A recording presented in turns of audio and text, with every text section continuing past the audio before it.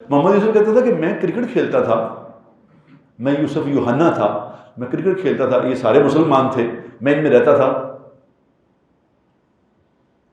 نہ کوئی نماز پڑھتا تھا، نہ کسی کے اندر کوئی اسلام والی بات تھی، نہ کوئی لینا نہ کوئی دینا، وہ ساری برائیاں جو غیر مسلم ہوتی وہ ان میں تھی۔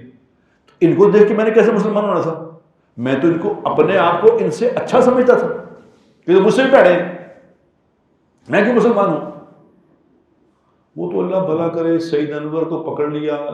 تبلیغ والوں نے، اس کے قابو آ گیا، اس کی بیٹی کا انتقال ہوا تو اللہ نے دل نرم کیا، جو قابو آ گیا، وہ جماعتوں میں گیا تو اللہ نے اس کا زندگی بدل دی۔ یہ اس کے کھاتا تھا، اس نے سعید کو دیکھا، سعید اسے لے کے رائے گنج گیا، اس نے رائے گنج جا کے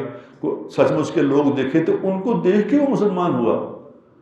وہ کہتا میں ان کرکٹروں جو میرے ساتھ کرکٹ کھیلتے تھے ان کو دیکھ کے میں نے کیوں مسلمان ہونا تھا؟ یہ کیسے ہو سکتا ہے؟ ابھی میں مشتاق سے پوچھتا ہوں، وہ جو مشتاق ہے اپنا مشتاق احمد، اب وہ باہر کئی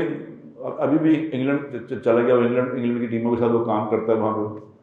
اب اس سے وہ کتنی ہی لوگ، کوئی قرآن لے رہا ہوتا ہے، کوئی اس سے پوچھ رہا ہوتا ہے، کیونکہ کچھ زندگی میں نظر آتا ہے کچھ نہ کچھ